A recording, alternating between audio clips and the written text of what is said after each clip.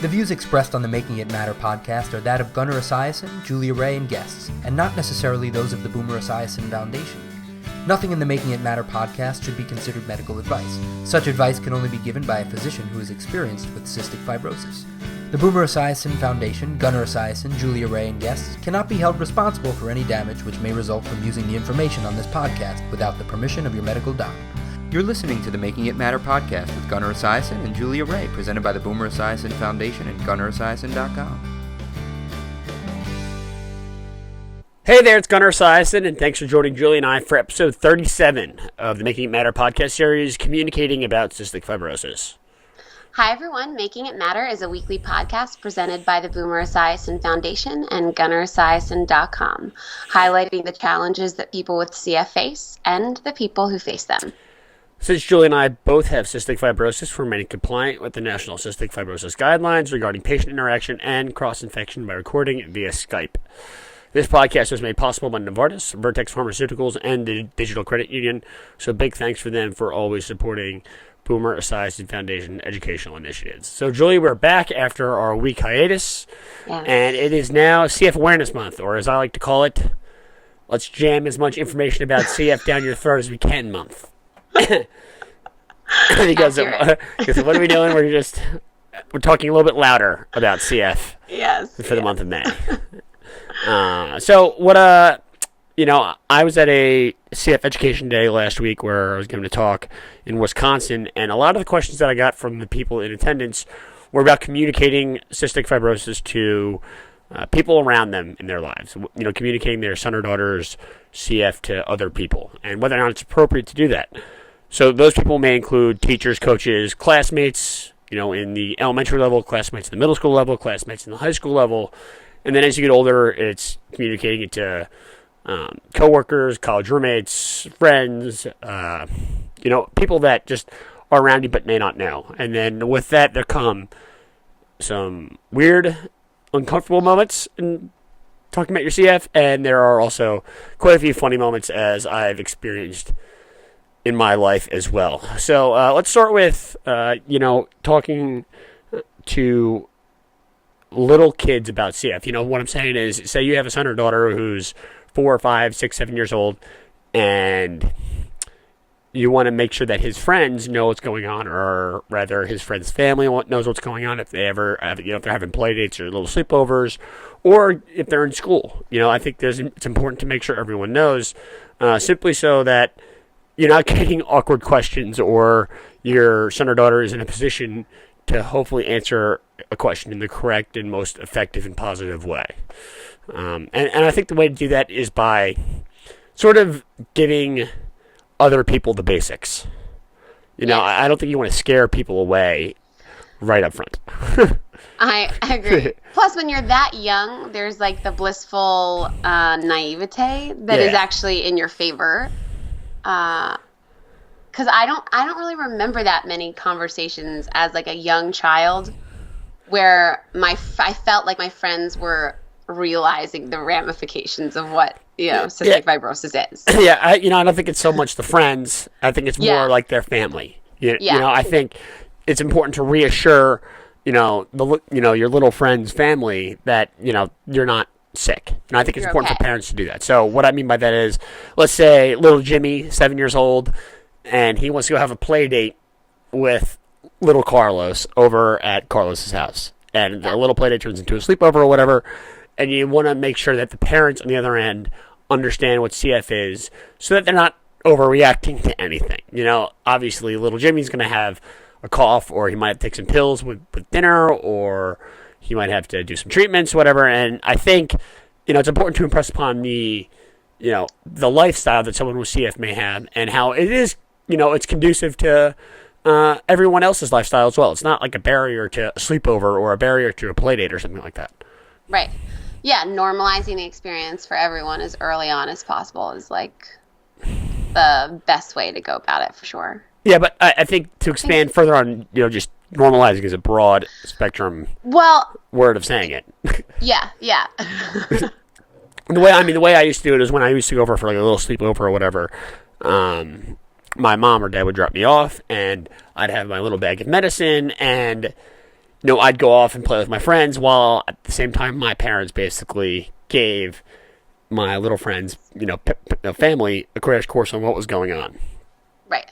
And then obviously my parents also encouraged, my friends' family to ask questions to me because I could answer them in the moment, and I sort of had, enough experience at that point by the time I was in first grade to answer questions that came my way about CF, about care. I mean, I knew how to do what I was doing at that point.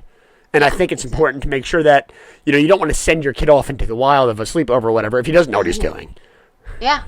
Well, and yeah, they need allies at the sleepover since they're going to be not with their parents, their number one allies anyway. So it is important to set the ground, the foundation for those parents to be kind of guiding for that time period. Exactly. And I think it's also important to recognize that these are important building blocks of childhood. Yeah. There's no reason why you can't have a sleepover because of CF. Yeah. Yeah, exactly. And, to that point, there's no reason why you can't go to a birthday party or a pool party or whatever. You can't overreact to some of these issues. And I think the more that you expose your kid to, doing these things on sleepovers and, play dates and parties and stuff like that, as long as he's in good health or whatever, they're important ways to build a support team as well. You don't want to, overreact and have your kid do the vest or something and do all of his treatments, in a rush and then get over to the sleepover later than he normally would. Why not include the other family in the care process? Because ultimately, as he gets older, he's going to want to have those pieces of the support system in place. Yeah, and it's already integrating, showing the child how to integrate CF into his social real world. Life anyway. Yeah, exactly. And I've heard the term of normalizing the experience, and I don't know if I say normalizing is the best way to go about talking about it. And I think it's really just being inclusive is the way I would put it. You're including other people in the fight. I mean, did you go on sleepovers when you were a little kid? I assume you did. Yeah. Yeah, totally. And it was never like a barrier. It was never like a. It was more like getting over the fear of just being away from your parents rather than it was fear of treatments. Because the treatments, I think by the time you're 7, 8, 9 years old, you've done them every day for your life for the 7, 8, 9 years. It's not it's not like you're going out of the norm by doing your treatment somewhere else. If you're going on a trip to Disney World, you're still going to bring your treatments there. You're just in a hotel. Yeah, I mean, I know that I was more often the host of the sleepovers, not because of CF, but because I didn't want to leave my family. Yeah, I know exactly what you mean. I of course, everyone has the issue where they want to go somewhere to sleep over, and then there's always the phone call at 11:30. Yeah, come pick me up. Yeah. So I think that's that's really the barrier that the kid has to get over.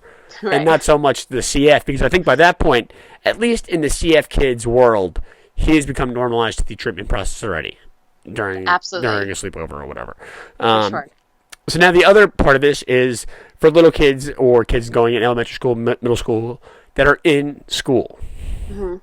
And now you're sort of in a weird place where I think it's important to tell the teachers, tell the administration, and there's HIPAA laws that protect your privacy, but at the same time, I think it's important for everyone to sort of, everyone that sort of is interacting with you to know what's going on, so that if somebody does have a cold and still comes into school, or someone has, the stomach flu or something like that, the teacher knows to move you from your normal seat to sit somewhere else. I think my parents always were pretty upfront with me and being like, if somebody's sick, you got to stay, or has a runny nose or whatever, you have to avoid that kid during the school day. I'm not sure I really understood the overall ramifications of why that was at such a young age, but at a young age, you want to listen to your parents, or you think you should at least listen to your parents if you're brought up in a sort of disciplined way like I was. Yeah. No, I think, again, broadening your support system in those circumstances is so important, and the teachers and administrators are absolutely part of that. At that age. Yeah, for sure. And I think it's also important to sort of do it in a positive way. Yeah. What I always say is you don't want to give the impression that you're... Yes, exactly. You don't want to give the impression to the teachers or the administrators that you have to be held back, your kid has to be held back from something. I think it's important that he's involved in as much as he can be involved in. And the teachers ultimately have to be the one that allow that to happen. They have to be the ones that are willing to give the opportunity to the kid with CF, and there's ways to do that. You have to, first of all, show the teacher or the administration that your son or daughter can be a successful kid despite having CF, and you want to make sure that the administration really follows through on that. You don't want to just send your kid off on the first day of school and wish for the best. You have to sort of stay on top of it, I think. Yeah. Until you're comfortable with what's going on. Right. Because you don't want to be a helicopter parent. No, especially with CF, I feel like you need to allow the child to come into their own with their CF care too. So I think the helicopter parent thing is an important thing to note too. Is it can go the other way, which is not good. Yeah, and ultimately what that means is yes, exactly, is having the kid take the responsibility himself of eventually sharing what his CF is. Yeah. And that comes from, I think, the insistence of the CF kid's parents. You got to teach your kid how to talk about CF, how to answer questions, how to, really understand what he's doing. And obviously you do those in small incremental bits over time. By the time your kid's in second grade, he's not going to have the answer to what every single thing does. It's just ridiculous to even think. Yeah. But when another student sees him taking pills or administrator sees a child taking pills or something like that, he should know how to answer why he's doing that. Right. Exactly. Yeah, it's a balance, but it's one that's, I think, easy to navigate as long as you're staying open and honest and teaching your child to own their situation and share when they feel comfortable too. I think that's important. When you were a kid in school, did you have to go to the nurse for your meds, or did you have them on you? I had to go to the nurse, actually. Oh, you did? Wow. I think up until about third grade, and then I had them on me. Oh, wow. See, for as long as I can remember, I always had my medications on me. And I for some reason, I know there's certain schools and districts or whatever. I don't let kids do that, and I think that's idiotic. I think part of CF care is being able to take command of your own care at a young age.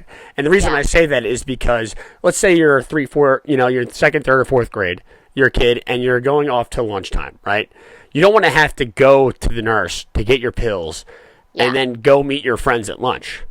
I know. I used to beg, and actually my teacher would have a buddy for me each lunch period, but I would beg someone to come with me. It's the stupidest. It's a bad rule. Protocol I've ever heard of. I mean, I will say, with one sort of amendment to that if the CF kid is responsible enough to take his pills and stuff like that, then you can. Then he should be allowed to take his medications to lunch, because ultimately, everyone remembers the mad dash to lunch because you want to sit with your friends, and obviously there's always fewer available chairs than there should be at a lunch table where you'd like to sit with your friends and you have to go sit with other people. So I think, having the ability to sort of be flexible in that manner is very important for a younger kid. You don't want to be broken off from the rest of the group and looked as an outsider because you have to go do something like that. That is an idiotic regulation on behalf of whatever schools do that. I never had to do that because for whatever reason my school has never had that policy in place. I just was, what I did was my mom would pack my lunch in the beginning of the day, and she would put my medications inside my little lunch bag, so that when I went to go to lunch, I'd open my lunch bag and there were my medications. They were all right there, my enzymes to take before lunch. Yeah, luckily up until fourth grade, I went to school with my older brother that has CF, so we were usually each other's buddy at lunch, which I felt really cool because I had an older brother. So that helped me. But yeah, I agree. If you can talk your school into letting your child take responsibility as early as you feel comfortable as the parent, then do it. I mean, that's ultimately, I think that comes with, time. It's if your kid's not, if you don't think your kid's going to be taking his pills in first or second grade, then, he's going to need help. Exactly. Yeah. But my parents, for whatever reason, were able to trust me with taking my medications at an early age, and I think it's because at least the enzyme part of the whole care thing was sort of just as far as I'm concerned, it was the easiest part of care because, you weren't doing the treatments or whatever like that. They weren't active. Taking a pill is a lot easier than sitting there and doing a nebulizer for for an hour. Yeah. Exactly. So from there, and then, you go to high school, and then things become a little different because kids become very cliquey, and there's groups of people. There's the athletes. There's the theater and kids. And the self-awareness. There's everyone's very self-conscious about how they look, how they feel, and then it becomes sort of a weird situation. How does a high school kid deal with communicating his CF to other kids, especially if you're coming into playing a sport, for example, and you're dealing with 4 years of kids that are older than you, and most of them you don't know as a freshman in high school. Let's deal with that example or that scenario. I think, especially in sports, it's important for the coach to at least know what's going on. I coach high school ice hockey, and I always tell my my athletes in the beginning of the year, like our first meeting, if you have a health issue or if there's something going on, you have to let me know because I obviously want to give you the opportunity to be the most successful athlete that you can be. And the only way I can do that is by knowing, if you're taking yourself out of a drill to, check your insulin, or you have asthma and you need an inhaler, or if you have, whatever else, I need to know so that I'm not, looking down upon you in a unfair way. I have to be able to help you along as best I can. Yep. Yeah, I think you have to tell the coach as soon as possible. Like, again, the coach is also the first responder as well. Yeah. And like, say, especially when I was playing football and you're out there in the 100-degree heat practicing in the middle of August, the coach and the trainer have to know what to look for in case you're overheating or whatever. And that's who the responsibility ultimately falls upon. Yeah. And another, point is to tell your teammates and be open with them too, because that is your support system there as well. I mean, you and I are big champions of being open and honest about CF anyway. And to be honest, I went to an all-girls high school, so I didn't really there was no self-awareness as far as boys were concerned. So I told everyone. I was very open about it from the get-go, and it was to my advantage. I felt like I had a solid support system at my school every single day and in any extracurricular activity that I did. I mean, let's put it this way. If you're playing a sport and you're in the locker room or whatever, it's pretty easy to understand that you have CF. You're not going to be able to keep it a secret for long because you're going to be coughing out there in the field. You're going to have to take pills during, mealtime, and you can only hide it for so long before someone actually realizes what's going on. That you're, maybe you are a little different than everyone else, and that's okay. But like I always say, it's important to be upfront with someone, because if you try to hide something from somebody else, then you're betraying somebody. You're betraying the person's trust and how they may feel about you. And ultimately, I have found that most people are inherently good, and they want to be able to help you, even if they're in high school and they're inexperienced kids. This is where they learn how to do that. They learn how to be there for their friends.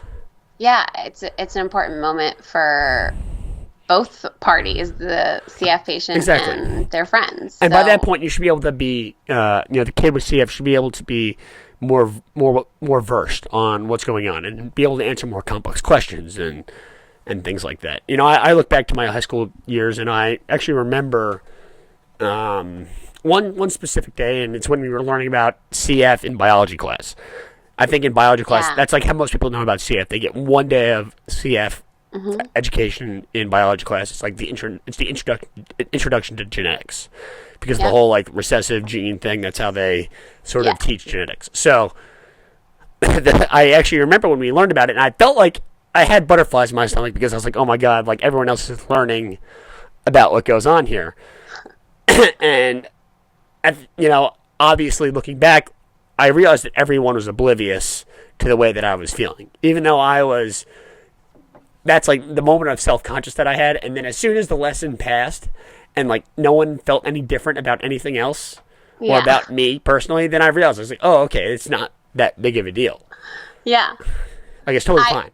I actually remember biology class too, but my teacher actually had me make a PowerPoint presentation for my class on what's when that chapter came about. She was like, why don't you actually tell us what it's like? And I remember that class so vividly, and the girls in that class I remember having a unique bond with after that, just because I think they got it, you know. That's a lot of pressure to put on a ninth grader, but I love that the teacher, you know, was able to do that. The teacher's in a weird spot there because she's talking about it and she knows that somebody in the class is dealing with it. Is an expert on it. Yes, and probably more of an expert than she herself is. Yeah. Yeah. So, you know, it's a very sticky situation, and I actually applaud the teacher for taking the initiative and really giving you the reins. Yeah. Well, and you know, the teacher already knew me for a few months, so she knew I was not say the right to shy away from the spotlight. So she knew I would have been okay with public speaking. So. Yeah, but it was a good opportunity. It honestly was probably the first time I spoke publicly, like about your CF in a setting like that about CF. Yeah. Yeah, that's a good story. You know, I hear that a lot. I hear a lot of, you know, stories from parents telling me about their kids who give presentations in class about CF, and I think that's ultimately that's an awesome way to break the ice, because not only is it like an educational setting, you're doing a little project, but it's going to be the easiest project in your life because you're just talking about yourself, right? And everyone loves to talk about themselves. I mean, I don't care how much of a me person you are, whether you're not. Everyone loves to talk about themselves. So that's a great way to really, you know, break the ice, so to speak, in the high school world. Because at that point, you have some education under your belt, and you know what you're talking about. Exactly. You know exactly what you're talking about. Yeah. And so, you're able to share that knowledge, which is a nice opportunity. Exactly. I think by that point, as far as, you know, my medications and stuff, when I think I was keeping my medications in my backpack, and that's sort of how I remembered to take my pills and stuff. I don't really remember, or maybe I did have the pill case at that point. I think I started using the pill case that I was talking about, where I keep my medications and stuff throughout the day. I think I started using the pill case sort of by the end of high school. Well, that was so long ago, I forget. Wow. No. We're old. Yes, exactly. So from high school, we obviously go on to, kids will start to find their first job. They start to find their way into college. And then, you know, you really have to start utilizing some of the things that are at your disposal if you haven't already, like the Americans with Disabilities Act. If you haven't invoked that already as a young kid to protect yourself from absences and you know, lateness and things like that. Exactly. You know, the time to really use that is when you're doing the college entry exams, like the SAT, the ACT. That's when I first started doing it. And then absolutely when you're in college. You have to 100% make sure that the college that you're going to adheres to the ADA.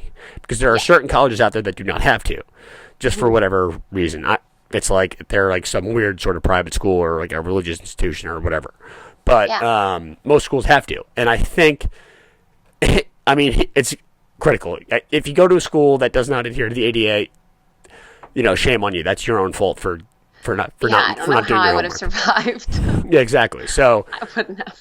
And the conversations that you have with your professors and the administration at college are far different than the conversations you have with your teachers growing up, because at that point, you know, your grades are absolutely critical to your degree and your sort of life after college.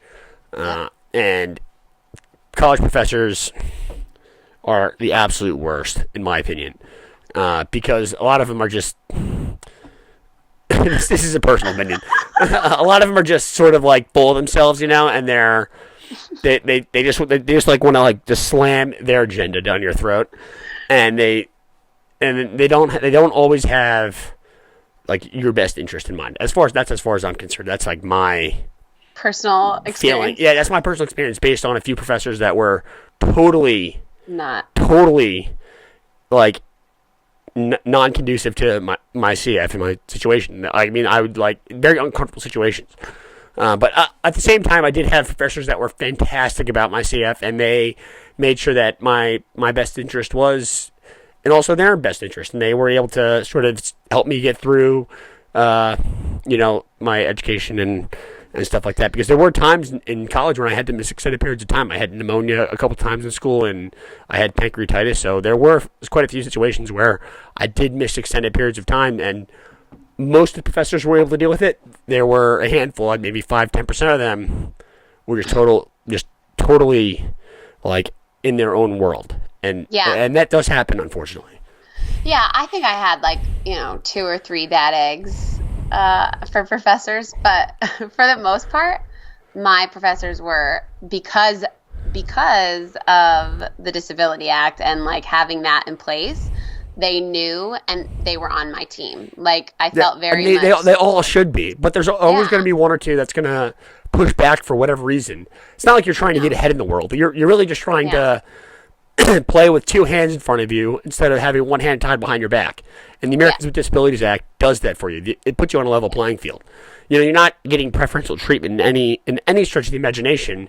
You are being allowed to succeed like everyone else, because you're going to have issues. As you get older with CF, you start to have more and more issues. That's just what happens with the degenerative disease at this point in time. It's going to happen. So totally. I missed 2 weeks of my first semester right before final exams, and one of my bad egg professors was one of my professors that year, and like I know that because I had everything in place, I was able to pass the class, but I would have done far better with a more flexible professor. Yeah, I had the same sort of situation happen my senior year. I had a problem with I was taking some elective course that I had to take for some requirement or whatever, and let's put it this way, the class that I was taking was going to have no impact on the rest of my life or career. It was just some stupid class that the curriculum at BC had to make me take, or I had to take because of the curriculum requirements at BC. And the professor just was it was a lecture with 150 kids in it, and right during midterms or whatever, I was sick with pneumonia, and I missed a ton of school. And whose fault is that? It's no one's fault. It's just that's what happened. And I invoked the Americans with Disabilities Act. This guy wasn't having it, and I was like, are you kidding me? My parents were freaking out. My doctor was freaking out, the whole one. And I was like, I was a senior in college, and I sort of recognized that this one class was not going to make it or break it for me, for the rest of my life. So I was like, I'll take the grade and just deal with it, because ultimately this stupid little class is not going to, dictate whether or not I get a job after school. I think I'll be able to explain that one. Yeah, that's what I did. And ultimately, if someone isn't, sympathetic to what happened there, do I really want to work in that line for that person anyways, if they're not able to be sympathetic for, that sort of situation? So I think, I think it's important to really develop some sort of relationship with the college professor, especially your roommates and stuff like that in college, because the support system does expand as you get older. It starts, with your parents, your immediate family as you're young. Then it starts to include your classmates in elementary school, the teachers, your coaches, the band teacher, whoever else you may be, your tutor or whatever. And then by the time you're in high school, it's your teammates. By the time you're in college, your professors, the administration, your roommates, and everyone else. So, I think it's important to really be upfront with these people, because when you need them most, you want them to be able to step up to the plate for you. And unfortunately, looking back, I think I would have tried to have developed more relationship with this professor that gave me such a hard time my senior year. But it happened, and it was a live and learn sort of situation for me. Because of that, I've taken that, 5 years later to the point where I know now who I can and cannot trust in sort of situations where I do get sick. Yeah, I mean, you have to, it's kind of a navigation of learning who is going to accept it and how they're going to accept it. And yeah, you do learn that there are a lot of really good people in the world, and then there's a few bad eggs. Exactly. People who are not good. Yeah. Or people who are just not understanding. Right. Yeah, and why would you want them in your life anyway? Yeah, I have no idea. I have no idea. So, I think from there, though, it's important to recognize that there are also times when you're not with your support system where you may have to communicate your CF. And I just wrote a blog about this earlier the week to start off CF Awareness Month. And that's, when you're in a situation and you may not be feeling good, you're out there coughing, or you may be sickly, or for me, I travel on the subway with a surgical mask, or if I go on an airplane with a surgical mask, you may draw some stares and questions or whatever. And actually, just this past week when I was traveling to Wisconsin, obviously, if you're on an airplane and you have a surgical mask on, you're sitting next to somebody for 2.5 hours. Yeah. It's hard to be quiet for 2.5 hours to the person sitting next to you. Yeah. Usually you can lock yourself in with your headphones or whatever. But obviously the person's going to ask because the person's going to be like, worried. Are you sick? Yeah, are you sick? I actually, a few years ago, I was traveling somewhere, and I had a really nervous flyer sitting next to me, and like this woman was flying with her husband somewhere, and the husband even looked at me, and he was like, I apologize for my wife. She's a super nervous flyer. And like within 5 seconds of sitting down after her husband said that, she was like, are you sick? Are you going to get me sick? Should I move? I was like, you're fine. Just relax. Like, it's more me. And then I started talking about CF, and they were like, oh, like, do you know Boomer Esiason and his son has CF? I was like, well, that's me, actually. And then, of course, the husband was like a huge sports fan and just started talking sports with me the whole flight. And, like, totally negligent of his wife, who's just, like, sitting there panicking during this entire flight. And we're talking sports, and the wife is, like, doing one of these, she's, like, rocking back and forth in the chair. And then we finally get to wherever we were going, and the husband and I had become friends, and the wife was, like, had lost, like, 25 pounds of, like, water weight and sweat. Ever heard of Gunnar Esiason? Yeah, it's like, his son has CF. I was like, oh, really? He does? That's me. So good. So, yeah, no, I there are definitely situations like that, and I think those are times when you have to tread carefully. Yes. Well, yeah, and you don't need everyone to be your ally on the subway. You know what I mean? Yeah. Like, obviously, your support system grows, but it's also like your piece of information. I mean, we talk about that too. Yeah, it's important to be kind. I think when people confront you about it, in the way you don't want to be an idiot about it and be like, I don't know. You don't want to like all of a sudden be like, just get away from me. Yeah. If you're coming on me about my surgical mask or whatever. Just like, I have a lung disease. You're going to be fine. It's just from me. And I get that question all the time on the subway, the railroad. And ultimately, a lot of the time I get my own seat or my own little space because no one wants to be around someone in a surgical mask for whatever reason. And that's fine with me. It doesn't really bother me. But I think there are times when you have to be aware that, people just don't know what you're dealing with.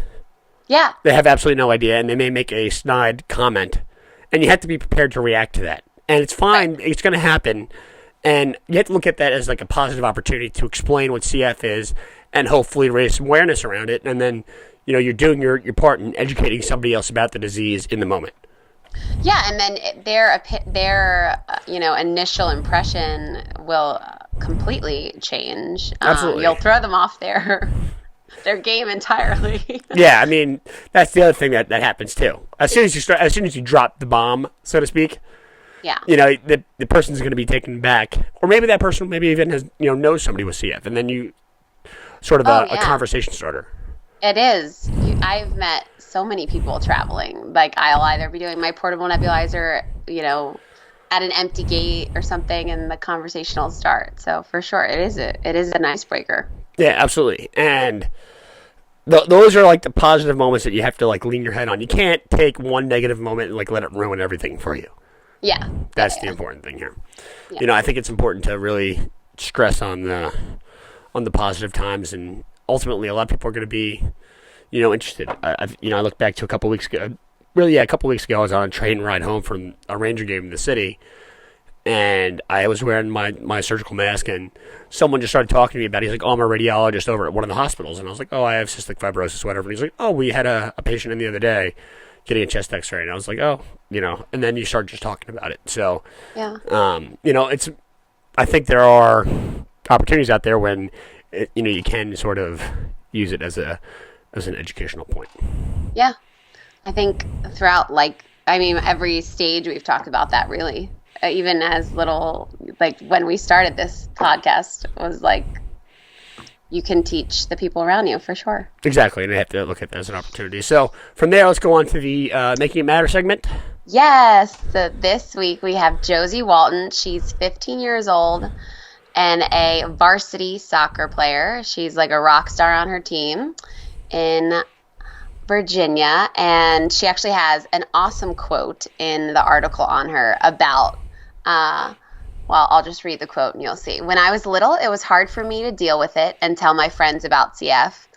But I think I've gotten better with that now. I've realized that this is me. And if you don't accept that, then I guess you don't accept me. I love that. That's a great way to put it. And Josie is a big-time athlete, and that's what we love to see. Love to see, kids there with cystic fibrosis that are getting involved. And she actually has a younger brother with CF that I understand as well. Yes, so Josie, and he's also an athlete. So so it runs in the family. Yeah. So I think it's important for like we always say to get kids involved in activity sports. Have them out there being social, making friends, and stuff like that. And Josie is clearly doing that. I'll put the article in the blog. It's on the newsinadvance.com. And Josie, great job. And that's all the time we have for today. Thanks for tuning in to the 37th episode of Making It Matter.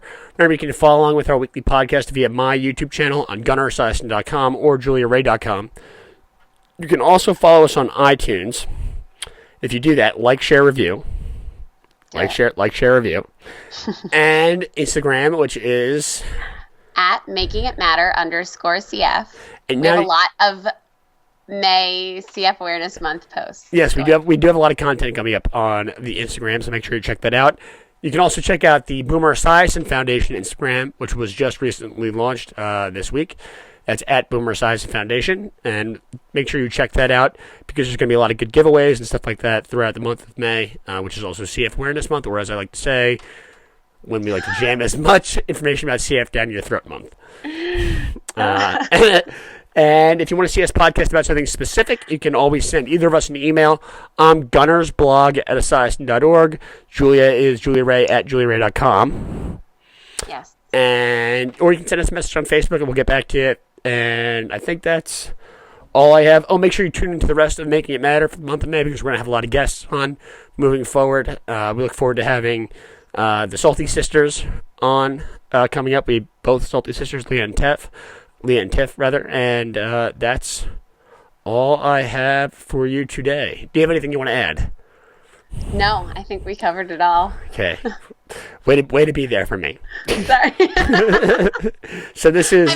tune in. We have a lot of great guests coming up. Okay, there we go. Thank you. All right, so this is Gunnar Esiason and Julia Ray signing off. Bye, everyone.